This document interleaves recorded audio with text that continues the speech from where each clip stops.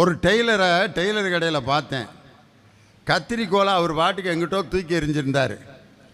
ஊசியை சட்டையில் காலரில் குத்தியிருந்தார். ஏயா இவ்வளவு விலையுள்ள கத்திரிக்கோலை நீ பாட்டுக்கு தூக்கி எறிஞ்சிருக்க? ஊசி அது முக்கால் துட்டுக்கு பிரயோஜனம் இல்லை, எத்தனை வேணாலும் வாங்கிக்கலாம். அதை இவ்வளவு அக்கறையாக சட்டையில் குத்தி வச்சிருக்கேன்னதுக்கு அவர் சொன்னார், அது என்கிட்ட அது காணா போச்சுன்னா தேடுறது கஷ்டம் சார், அதனால தான் அதை நான் குத்தி வச்சுருக்கேன்னாரு. அப்படியா? இன்னொரு காரணம் இருக்குது சார்ன்னு சொன்னார். சாதாரண துணி தைக்கிற ஒரு தையல்காரர் கத்திரிக்கோள் ஒரு துணியை பல துண்டுகளாக வெட்டும்.